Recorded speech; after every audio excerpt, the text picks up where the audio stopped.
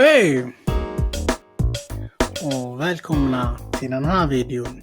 Tänkte visa due diligence. Hur vi gör det första steget när vi har fått en deal. Så vi tar postkoden först. Och så går vi in på flood map. Som ni är medvetna så har det ju hänt en del med översvämningar i Storbritannien. Speciellt i Wales och södra England. Så vi brukar göra detta ens innan det skedde. Men så vi använder den här sidan. Jag kommer skriva ner alla sidor som jag är inne på så att ni har dem i show notesen. Så då tar man postkoden där. Och eftersom att det funkar inte i tydligen Wales och huset vi valde är från Wales, från Cardiff. Så då får ni trycka här.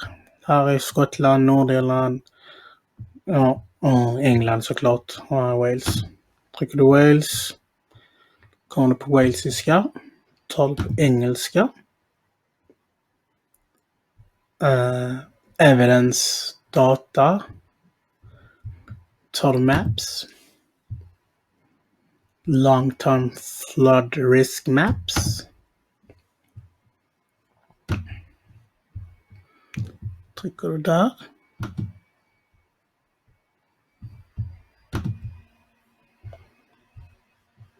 Och så väljer du din stad givetvis. Så denna var i Cardiff.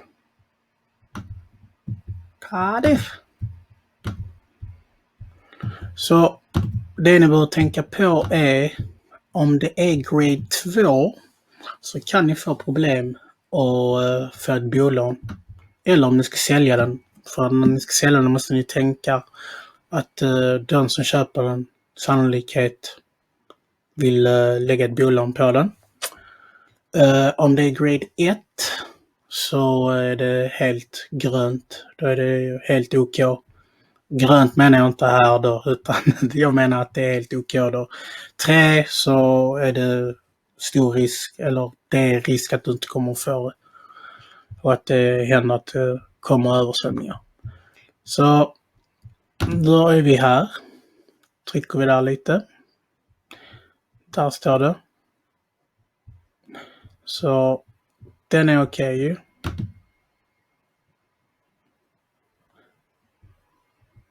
Här.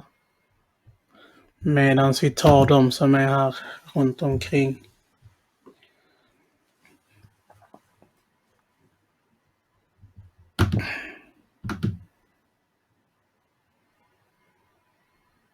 Så den här sidan är bra. Då vet du det. Gör vi vidare till street check. Där är gatan. Och den här sidan är väldigt detaljerad. Det är en av mina favoritsidor. Så du ser vad det är för typ av hus. Så terrace house. Det var terrace house vi hade i den här. Och där ser du hur många som äger sitt hus, alltså utan ett bolån då. Och det här är med ett bolån. Och hur många som hyr. Om de är från kommunen. Och ja. Och vad det är för antal i varje hushåll. Du ser här vad de har för utbildning eller jobb. Och där har du åldern på det. Det är kanske viktigt om du gör en flipp. Så vill du veta om det är barnfamiljer som bor där. Eller om du gör en social housing. Eller om vad du nu har tänkt. Och här ser du vad de får utbildning. Och där har du kultur. Jag vet inte om det är så himla viktigt. Men det finns. Och vad de har för jobb. heltid, om de studerar, om de är sjuka.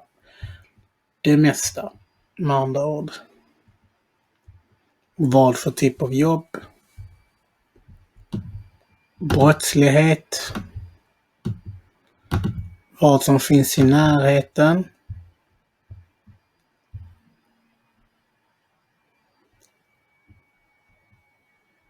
Skolor.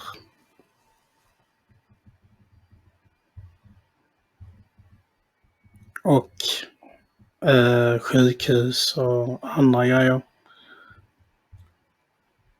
Så vi brukar använda den här. Bredband har du där med.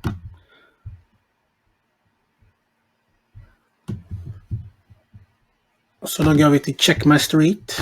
Det är nästan likadan. Bara lite mindre detaljerat. Men vi går på de här. Så ser du. Tågstation, busstation.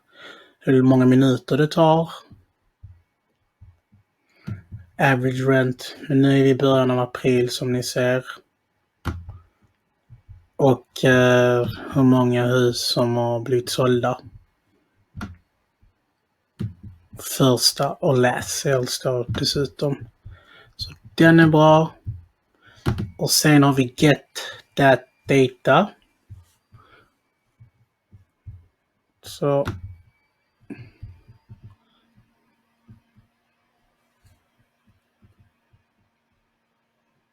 du ser ju väldigt detaljerat. Brottslighet igen. Transport. Bredband. Vilken uppladdning, nedladdning. Hur mycket du betalar för elen och gas. Närmsta butikerna.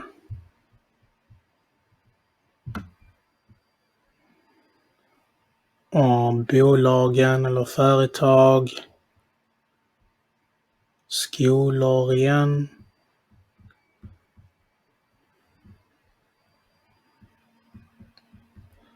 Du ser.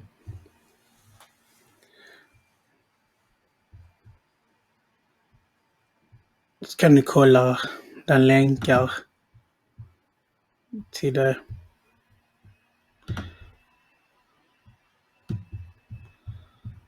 Men det kostar såklart. Så ja. Sen går vi på skolor.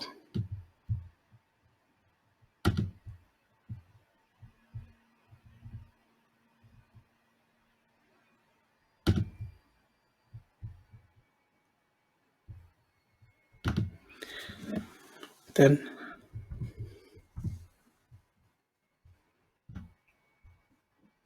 Okej, för den är för Wales. Trycker vi där.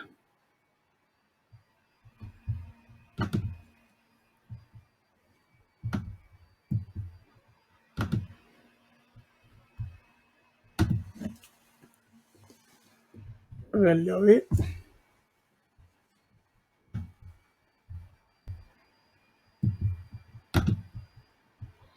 Ska nu välja.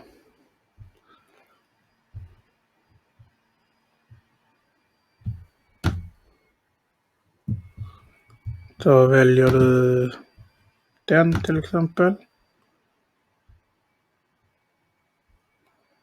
Ser du.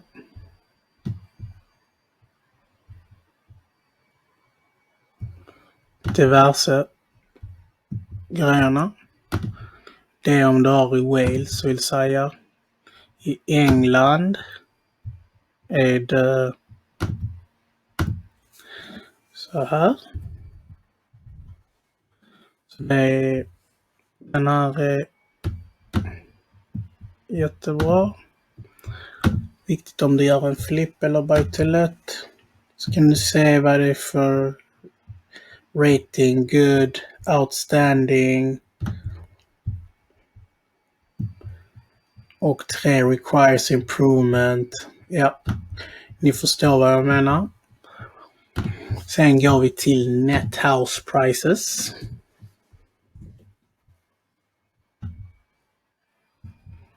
Ser du här? De olika sålda husen. Så kan du gå in och titta.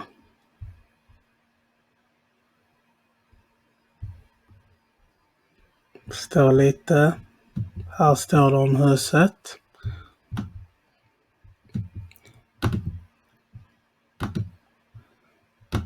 Om just det huset då givetvis. Så den går vi på. Och sen så går vi in på Google Maps faktiskt. Går in där. Försöker orientera oss lite. Eftersom att vi är inte där. Ser vi att det finns en golfklubb här. Sportcenter. Health Center. Tågstationen. Alla de här grejerna vi hittar på det. Men på den andra då. Men den hittar vi inte. Den såg vi inte. Så brukar vi lägga gubben där. Och det är fel gata.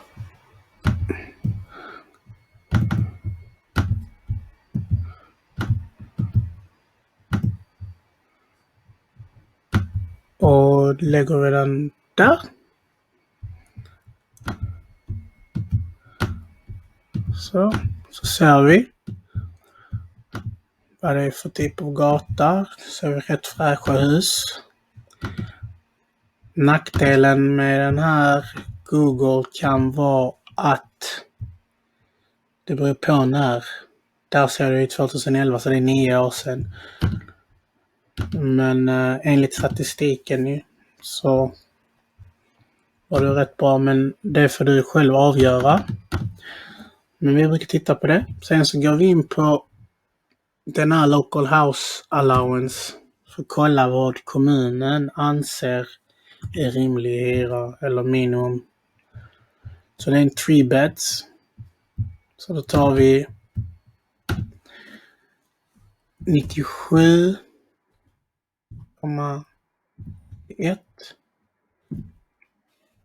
gånger 4,33. Så det är minimumhyran. Går vi in på Open Rent.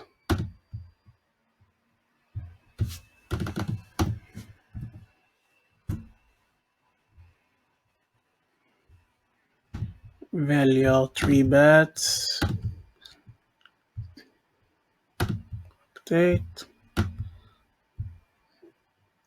Let agree. Det var för 1 år sedan. 500. Tittar vi. Så jämför man ju. Då vet du ungefär vad det är för nivå du ska ha för att uppnå den summan. Sen går vi in på Supla. Så först har vi rent.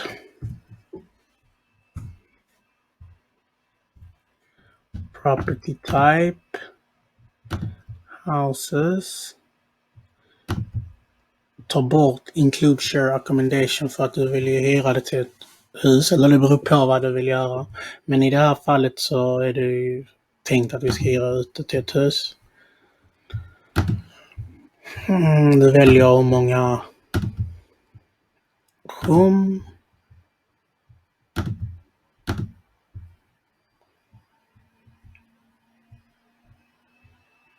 Så. Within 5 miles. Nej. Du väljer så. Då får vi höja. Man vill så nära som möjligt till lägenheten eller till fastigheten. Så där har du en. Där har du en annan som let agree.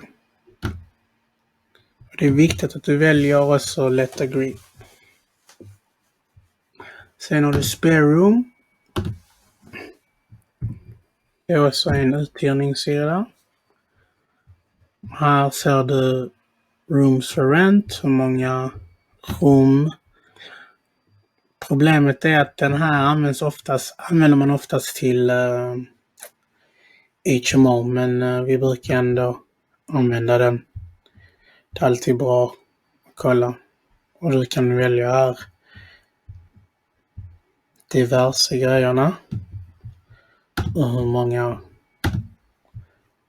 rum som finns. Så den är bra. Sen går vi in på Rightmove. Och där bara för era. Vi kommer gå tillbaks till vissa sidor igen.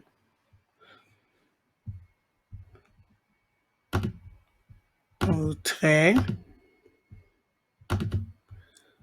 Include let agree. Property type. Houses. Då hittar den inte. Då gör vi så. Quarter mile hittar inte. Half a mile. Hittar den här. Så den är inte uthyrd. Den lades upp 25. Idag är den andra. Bear in mind, eller tänk på att det är corona och de har lockdown i Storbritannien nu när vi spelar in den här videon. I alla fall, ja. Så gör du så. Så kollar du. Så efter du gjort de här med Hera, då vet du ungefär vad du ligger på. Då går du in på vet du nu vad det finns för hus att sälja eller köpa, menar jag. Det är exakt likadant. Bara att du väljer att köpa. Och då fanns det inte. Så gör det likadant igen. Ser du vad de går på. Så får du ju se vad din sourcer påstod att få sålt den eller vad den är värd. Som ni ser så finns det pilar här. Och det kommer jag också skriva in i show notesen. De här är användbara. Det är den här Property Tracker och Advanced Property Insights. Så då ser du, vet du nu, när husen har gått ner eller upp eller hur länge de har varit där. Så den är jättebra. Så gör vi likadant på Zoopla.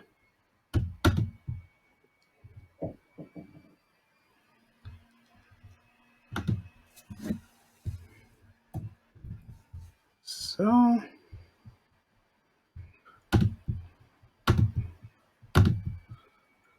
Houses include offers and sold. 3 beds. Så. Subject to contract står STC för. Så då vet du 145. Och så får du självklart gå in och titta vad det är för nivå på det här. Och när du går in, där ser du den här, jag menar, den här appen. Så den säger ju vad det är. High demand, prices may increase, average yield, average days to sell. Väldigt nyttig.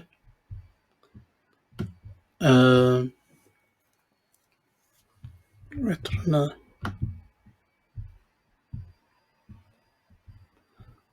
Ja, där har du similar properties. Ja. Så då är du klar med den. Sen tar du house prices.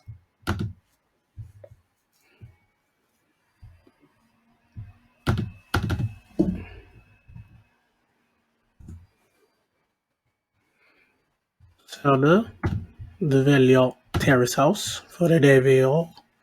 Just det, när du väljer det du ska ha. Så de senaste 12 månaderna har sålts, ett hus sålts på den gatan. Du kan gå hela vägen upp till 20 år. Vi brukar köra 12 månader. Så ser du. Problemet med Zoopla är att de går på algoritmer, så det är inte rätt beräkning. Så de bara estimate. Jag vet inte hur det fungerar. Så där står 3 bedroom, 1 bathroom, 1 reception. Det var det vi hade ju. Så kan du se här vad de tror. Sen så kan du även se vad de tror du kan få ut för hyra. Så det är också bra. Sen ser du säljhistoriken direkt från Land Registry. När de är såld. Ibland finns det bilder. I den här fanns det bilder. Hur den såg ut senast när den blev såld. Så den är bra. Sen så går vi på likadant här. House prices. So the house prices.